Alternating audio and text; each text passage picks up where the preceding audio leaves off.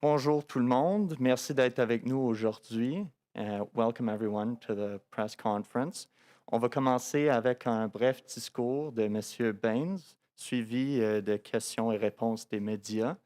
Ça sera une question, un follow-up. Merci. M. Bains. Good morning, everyone. Bonjour à tous. After 6 elections, I've decided that the 2019 campaign was my last. As many of you know, when I do something, I give it 100%. And in light of my decision not to run again, I've also made the decision to step away as a cabinet minister. I know we have a strong team led by a strong prime minister to lead us out of the COVID-19 pandemic. And as you know, family is the most important thing in my life. Over the last 17 years, my family has sacrificed so much, important celebrations and milestones, so that I could have the privilege to serve my community and my country. And this last year has been particularly hard on many families. It has given us all time to reflect on what matters most to us. My daughters, who are in grade 5 and grade 8, have needed me more in the last year, and I've needed them too. It's time for me to put my family first, and I couldn't be happier about it. Après 6 élections, j'ai décidé que la campagne de 2019 aura été ma dernière. Comme beaucoup d'entre vous le savent, quand je fais quelque chose, je me donne à 100%. Compte tenu de ma décision de ne pas me représenter, j'ai également décidé de quitter mon poste de ministre.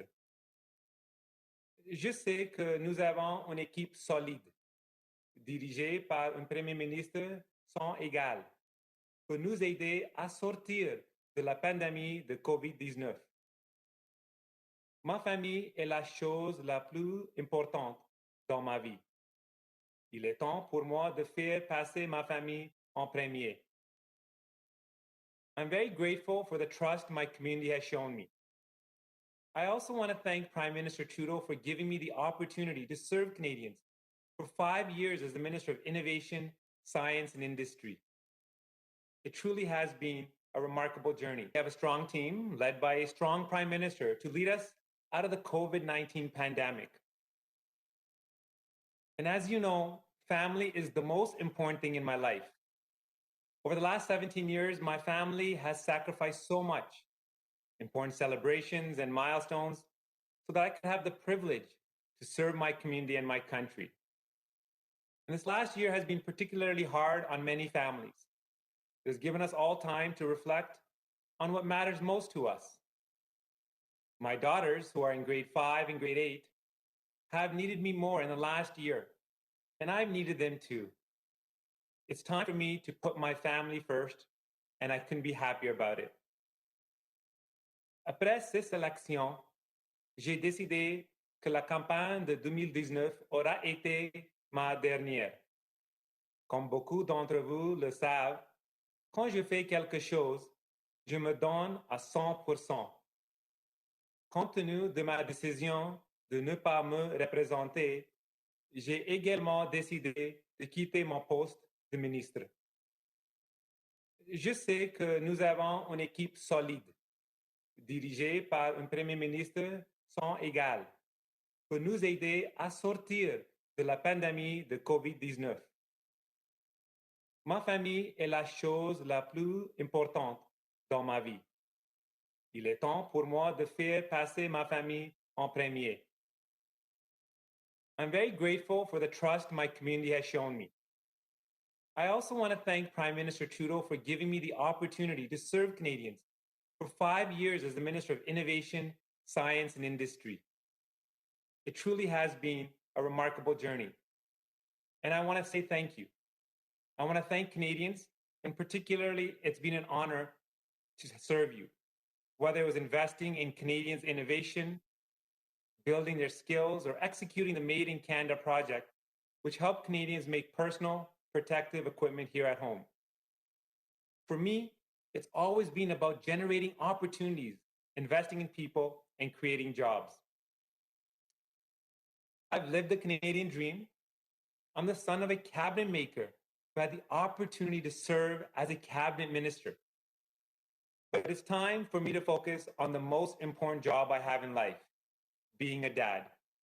Thank you all so very much. Merci beaucoup.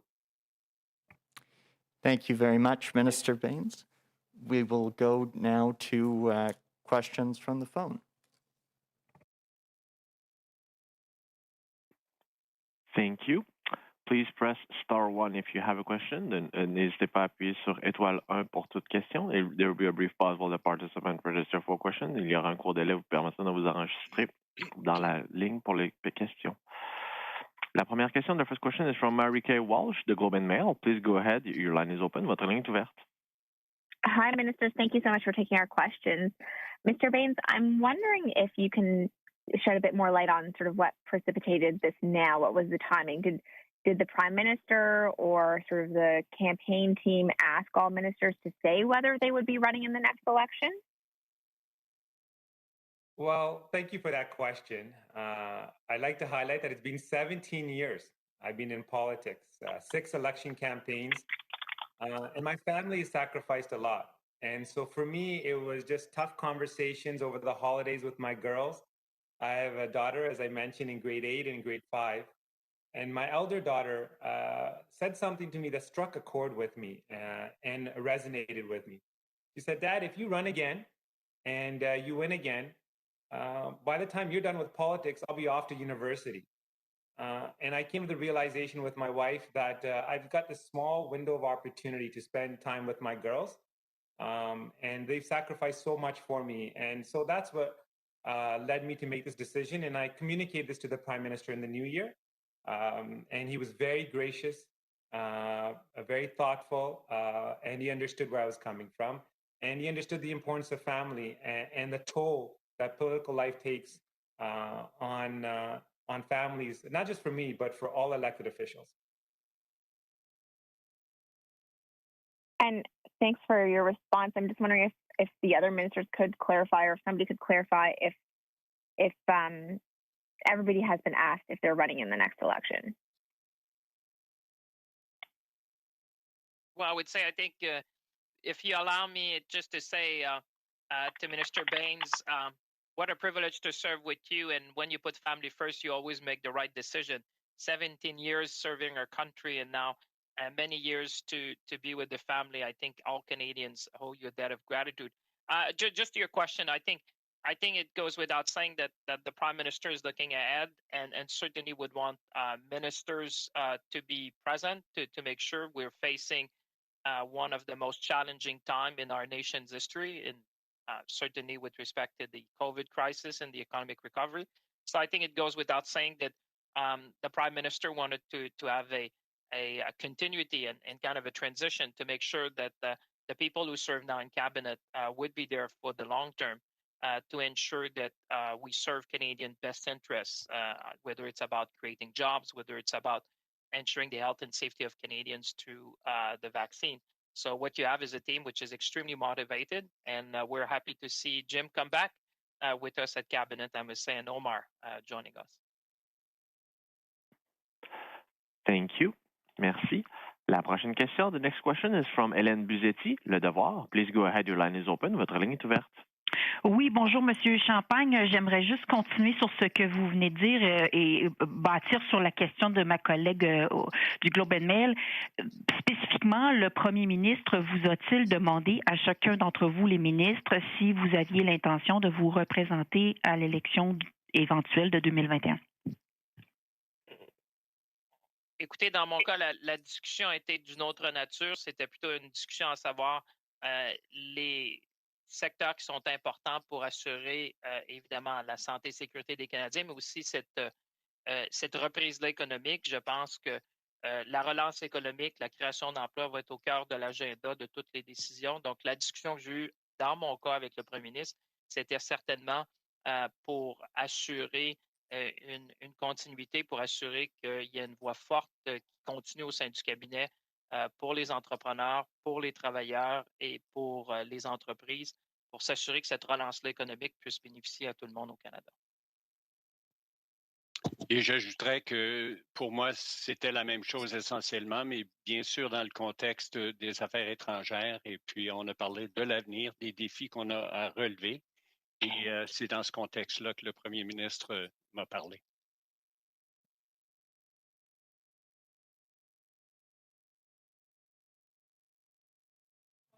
Alors, en suivi, j'imagine. Ma question serait pour M. Alghabra. J'aimerais savoir comment vous pensez être capable de gérer la transaction Air Canada-Air Transat qui fait beaucoup jaser au Québec.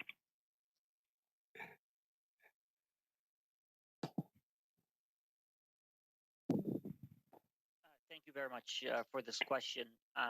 Let me first say how grateful I am for the Prime Minister to have put his confidence in me and appointed me to this incredible role. I also want to say how sad I am to see my friend Navdeep Bains choose to not run in the next election. He's one of my best friends, and I've always dreamt about serving in cabinet with him. But I also respect and congratulate him on all that he's accomplished. To your question, as you can understand, I have just been sworn in 30 minutes ago. I realize that the file in the Ministry of Transport affects Canadians directly, affects the economy, affects livelihood of many Canadians. And I'm looking forward to getting to work. I recognize how important the decisions that we have to make that are ahead of us, and to work with my colleagues on making sure that we do what we continue the path of supporting Canadians and making sure that the livelihood and jobs for Canadians and supporting our middle class.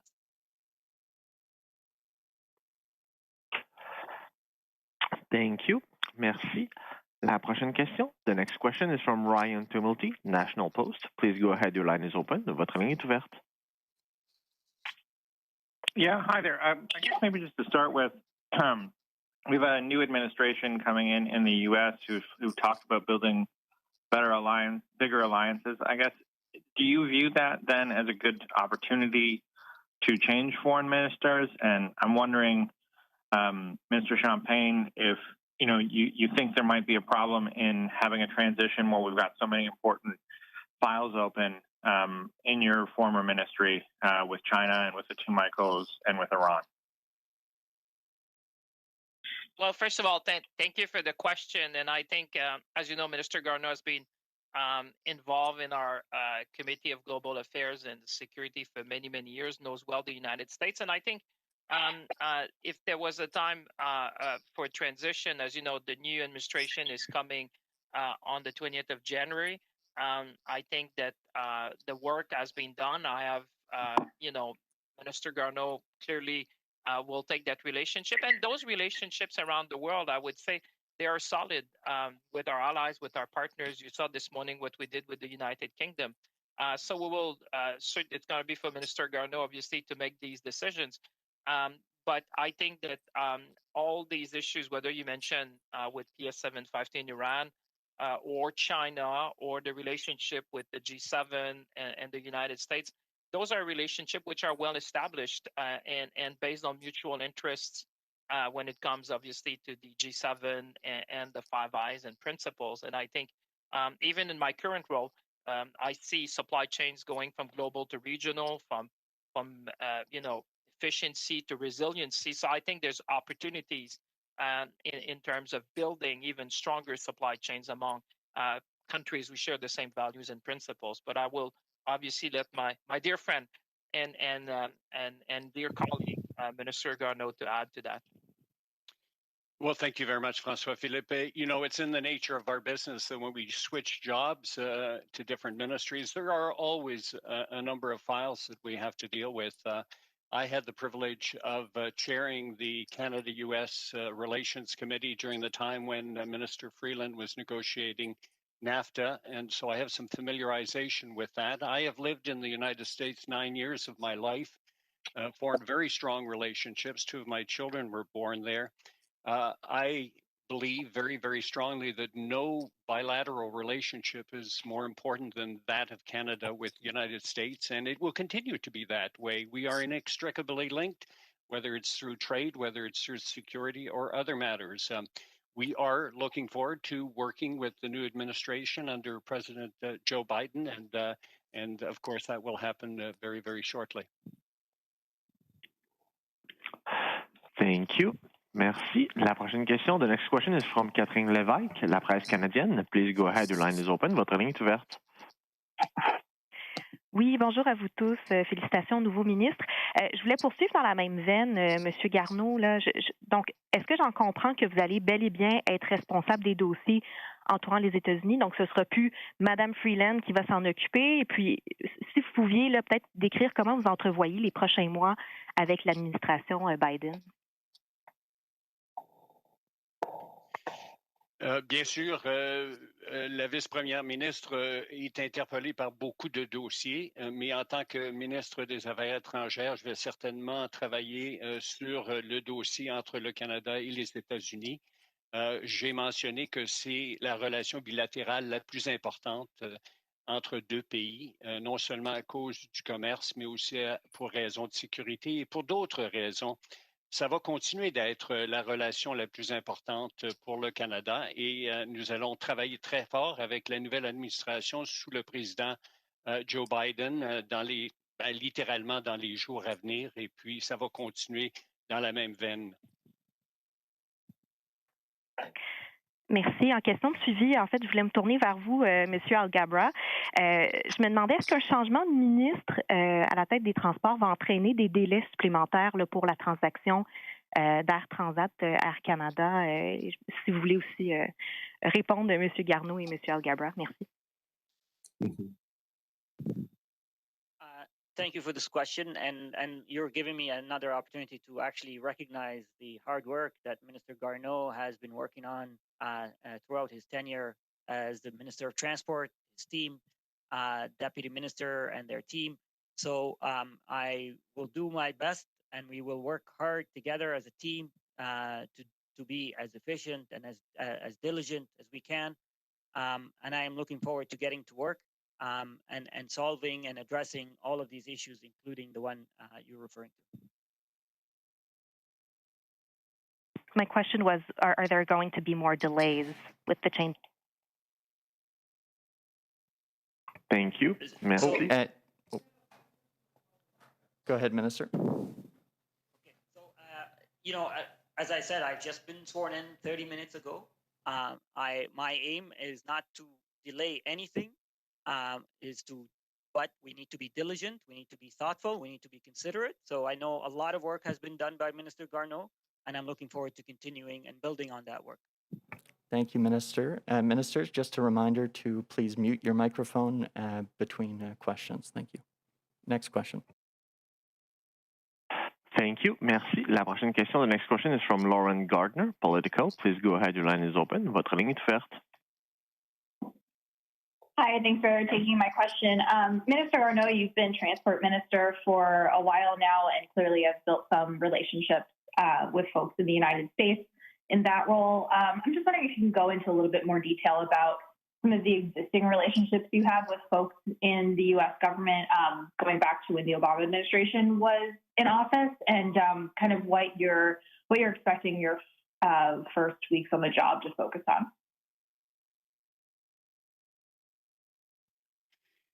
Well, thank you very much for the question. And I had the opportunity to work with the Secretary of Transportation under the Obama administration in the final year and worked in the last 4 years with Secretary of Transportation Elaine Chao.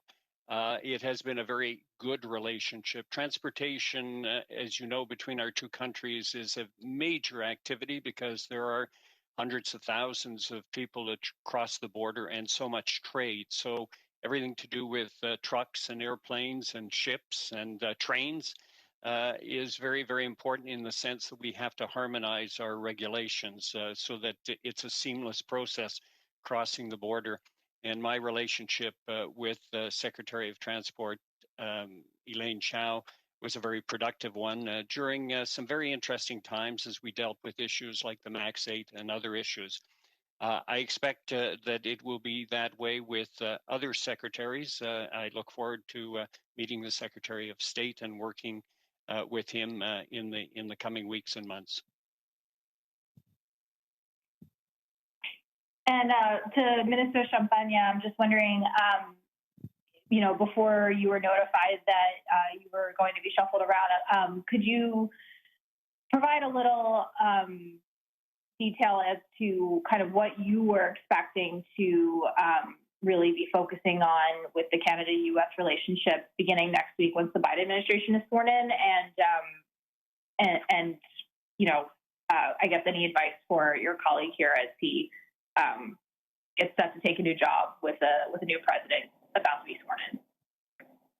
Well, thank you for the question. And as you know, Minister Garneau and I have been working together for long.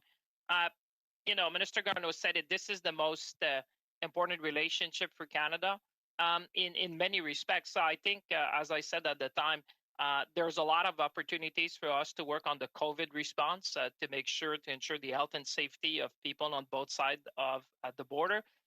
There is also great opportunity with respect to the economic recovery. And even in my new role, we will certainly be talking with the Commerce Department to make sure that we know that millions of jobs depend on trade between our two nations on both sides of the border, and remind our American friends that the decision on one side of the border would have impact on both. And I think Minister Bains has been a key architect when it comes to the auto sector, making sure that our colleagues in the U.S. understand when you have such an integrated supply chain, that decisions on both sides would have an impact, and that it's in the best interest of both to be working together. Like I said, as foreign ministers over the year of the pandemic, what I've seen is from colleagues around the world is a renewed focus on bringing supply chain closer to home, going from global to regional. Like I said, from focusing more on resiliency than efficiency. So I think this is I keep saying it's building back better together, which I think was the key word, and certainly we'll do that from a commerce perspective. And the other one was around climate change. I mean, we are having a partner, and we saw President-elect Biden said that he would sign up the Paris Agreement or rejoin the Paris Agreement. And that aligns very well with what we want to do, and what Minister Bains had been starting here with colleagues, kind of the green recovery.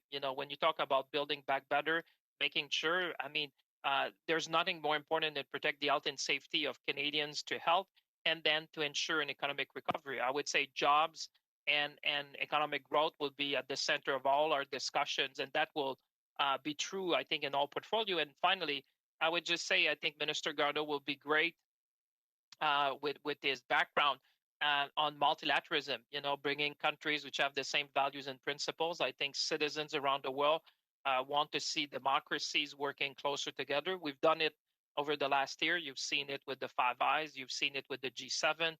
You've seen it this morning with respect to the United Kingdom. So taking common position to tackle global climate and to tackle global challenges, I think. And I think in that sense, Canada is on a strong footing to do that, both at the G7, G20, and certainly with the Five Eyes. So it's going to be a good year, and we're going to be focusing on what makes sense for Canadians, which is prosperity and jobs, and launching the economic recovery.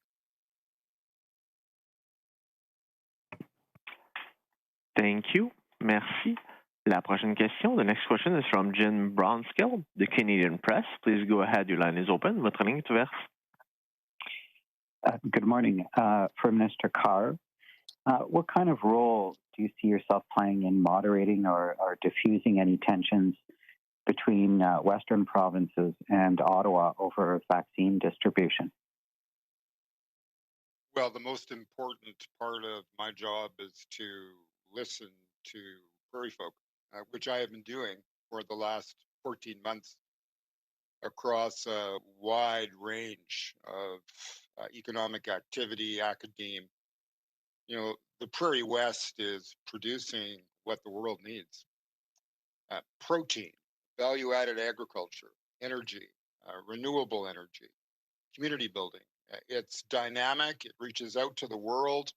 We are the envy of many parts of the world because we have developed across the Prairie West, this combination of producing what people need, distributing it effectively, expanding our trading relationships internationally.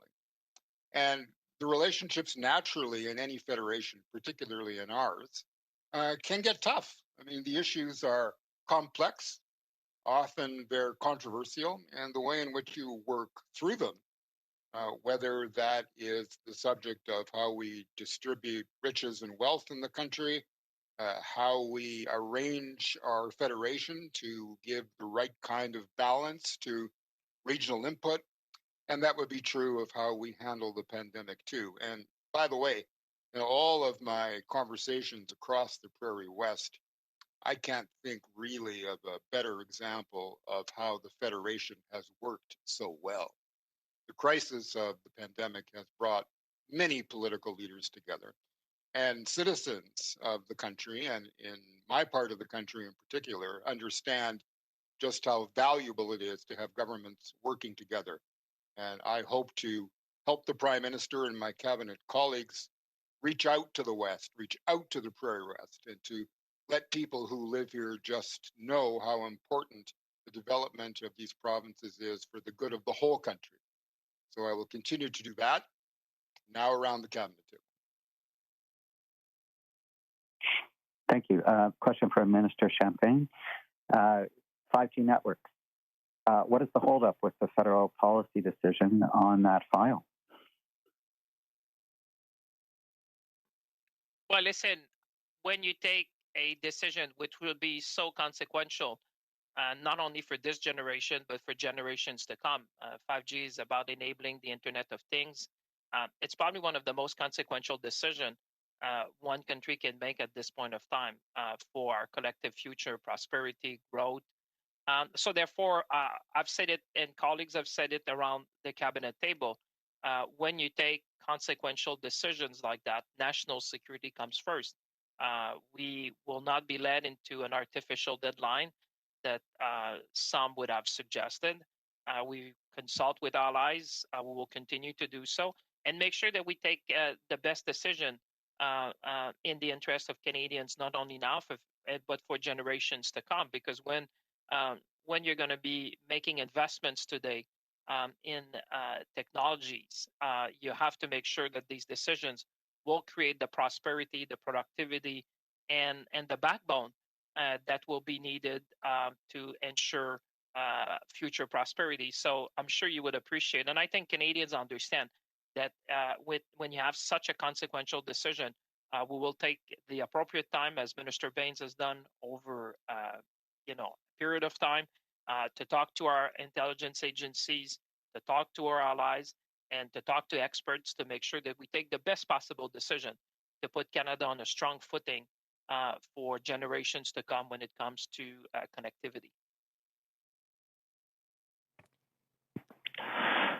Thank you. La prochaine question, the next question is from Madeleine Blais-Maury, Radio-Canada. Please go ahead, your line is open. Votre ligne est ouverte. Pensez-vous que l'arrivée de Joe Biden à la Maison-Blanche peut changer la dynamique pour nos deux Michael en Chine? Et sinon, est-ce que nous-mêmes, au Canada, on doit changer notre stratégie pour assurer leur libération?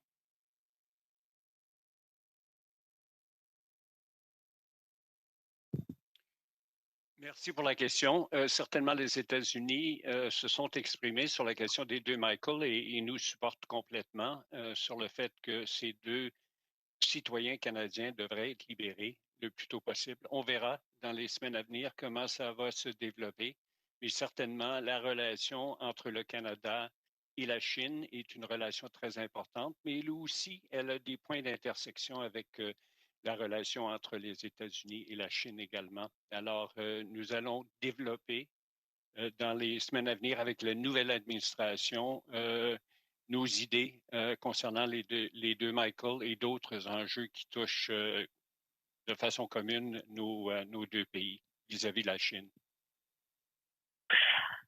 Merci. En relance, j'aurais une question à la fois pour M. Bains et pour M. Champagne. M. Bains, est-ce que vous comptez jouer un rôle dans les prochaines élections, même si vous ne vous présentez pas comme député?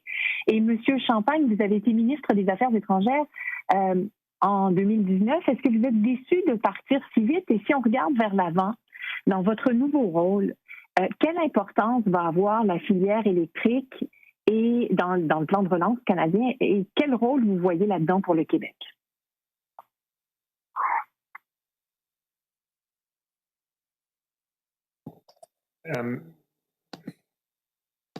Merci beaucoup pour votre question.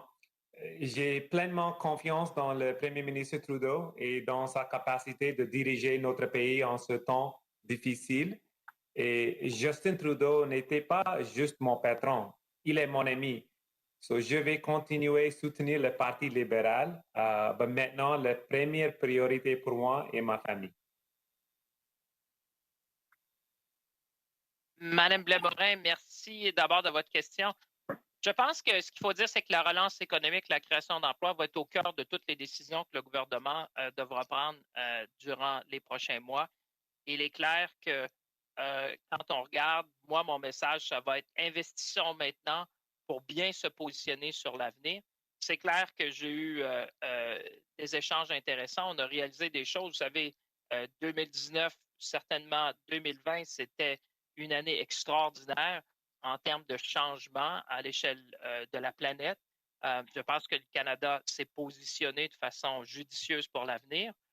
Mais c'est clair que quand j'ai eu une discussion avec le premier ministre, comme toujours dans ces situations comme celle-là, le premier ministre me parlait évidemment de toute l'importance de relancer l'économie et de mettre évidemment la création d'emplois, les investissements, l'innovation au cœur de la prospérité. Et je peux vous dire que quand on regarde, évidemment, une fois qu'on aura assuré la santé et sécurité des Canadiens avec les vaccins, ben, en parallèle, la question qui, je pense, touche l'ensemble des Canadiens et des Canadiennes présentement, c'est cette relance-là économique. Quand on disait de mieux bâtir ensemble, donc cette transition-là verte, on parle de technologie verte, on parle de biotech, on parle aussi de créer, comme le ministre Bains a fait pendant plusieurs années, des champions domestiques pour pouvoir évidemment exporter, créer une richesse collective, créer de l'emploi. Moi, je pense que ce que le premier ministre voulait, c'est une voix forte qui continue au sein du cabinet pour parler pour les travailleurs, pour parler pour les entrepreneurs et parler pour les entreprises.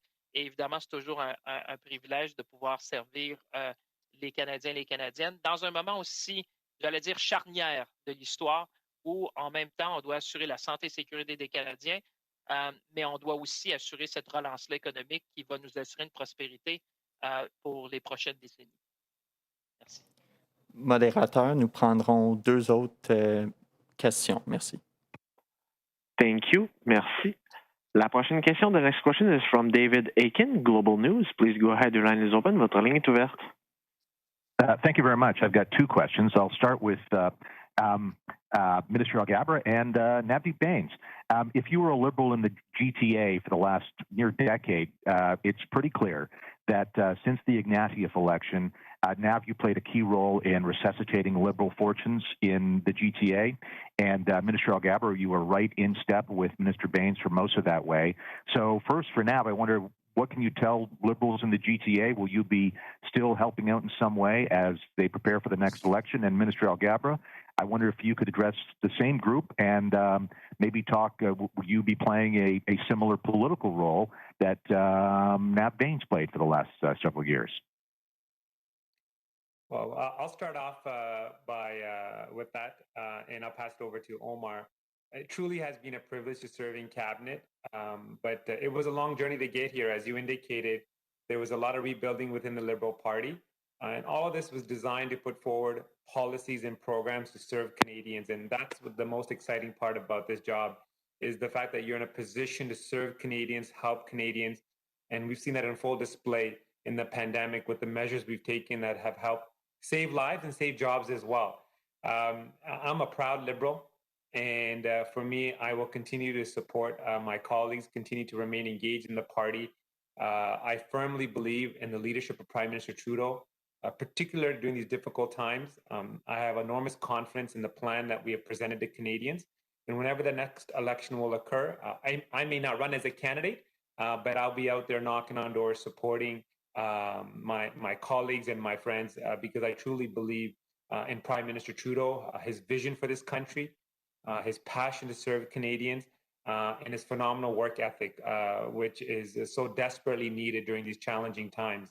And I've had the privilege to work with many people, including Omar, throughout the years, and I know he'll continue to build on the work that we've done in the past so we can serve Canadians. David, thank you for the question. And, you were there when I was first elected in 2006. I was almost 15, actually 10 days from now, it'll be 15 years ago. And throughout these 15 years, I was in and out of office. I've won elections and I've lost elections.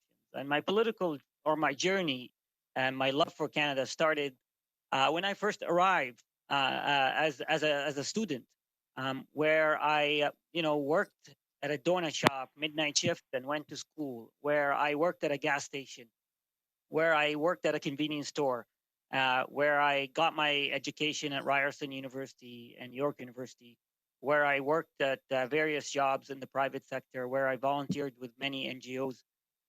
That experience combined together, what really grew my love for this country and for Canadians. It's someone like me who's come here to this country as a student with only a cousin. He was the only person who received me at the airport when I arrived.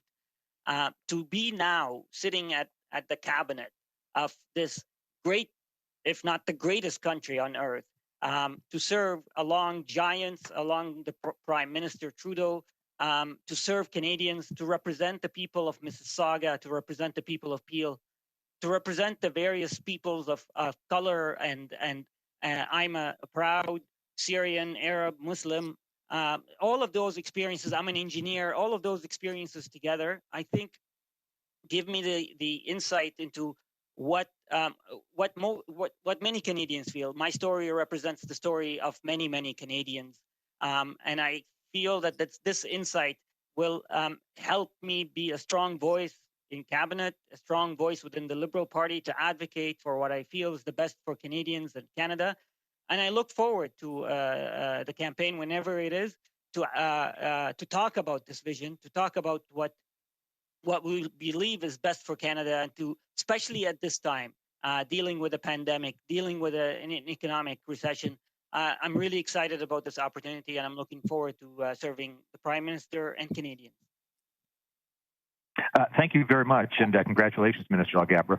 Now I just want to turn to Minister Carr. And Minister, great to see you back in cabinet. I assume we can take that as a sign your health is improving. I know everybody will be very pleased about that. And I wonder if I could get maybe an update then on some of the listening you've been done in the West. Of course, those in Saskatchewan and Alberta will look at this shuffle and go, well, there's still no one in the cabinet from those two provinces. And I wonder if you could speak to the likelihood in the next election of there being someone in the cabinet, a Liberal member of Parliament from Saskatchewan or Alberta. How is your party going to successfully connect with voters, enough voters, say, in Regina or in Calgary or Edmonton, to return at least one Liberal MP in those two provinces? David, by serving them well, by delivering programs to Canadians that matter, families, businesses, communities. And the pandemic, oddly enough, and as difficult as it has been, was a chance for the government of Canada to establish those direct links all across the country, including in the Prairie, and to be seen to be working hand in glove with provincial governments and mayors and across the region to keep the interests of families and businesses first. And I think what the people in the Prairies saw was a government led by a prime minister who has the empathy and the thoughtfulness to understand that our responsibility is to make those connections, personal connections and community ones. So what's the road to electing more Liberal members of Parliament from Saskatchewan and Alberta, to prove to them that we are capable of governing effectively with sensitivity to regional difference, capitalizing on the tremendous pillars we've already built in the West. We have a Nobel laureate, University of Alberta. The life sciences, clustered as they are across the prairie, the understanding that value-added agriculture is on the cutting edge of what the global community needs, and for Westerners to understand that the government of Canada is all in as a partner to take full advantage of these resources. So by being empathetic, by working hard, by listening well, and by delivering is the road to some success. And nobody wants members of parliament from Alberta and Saskatchewan to have red ties than I do. And my work is absolutely imbued with the promise and the possibilities of Prairie Canada in a very strong, nationally united federation. Modérateur, dernière question. Thank you. Merci. The last question, la dernière question est de Sylvain Larocque, Journal de Montréal. Please go ahead, your line is open. Votre ligne est ouverte. Good morning. My question is for Minister Alghabra. Regarding the Transat file, I'd like to know what's your approach is going to be in that file, and are you going to make new consultations to understand the file properly? Thank you for the question again, and I understand how important this file is, and I will deal with it with the sense of urgency that it deserves. Forgive me for not being able to give you specifics. I can tell you that my strategy, my plan is first to build on the great work that Minister Garneau and his team has done. Second is to work diligently and thoughtfully and collaboratively with all relevant stakeholders, with unions, with businesses, and to make sure that we do what's best for Canadians. So please bear with me as I delve into these files, but I accept and I understand the sense of urgency that comes with these files. And as a follow-up, the Air Canada CEO, Carlo Novinescu, hopes to close this deal by February 15, the date he will leave the company. Do you think that's still possible? Yeah, as I look, I understand why you're asking me this question, and it is an important question. But as I said, please forgive me. Give me just a couple of more days to delve into those files. And as I said, I understand and appreciate the sense of urgency, and I will get to work as quickly as we wrap up this conference. Thank you. Merci, messieurs les ministres. Thank you, ministers. Ceci met fin à la conférence de presse. Merci. Thank you. Thank you.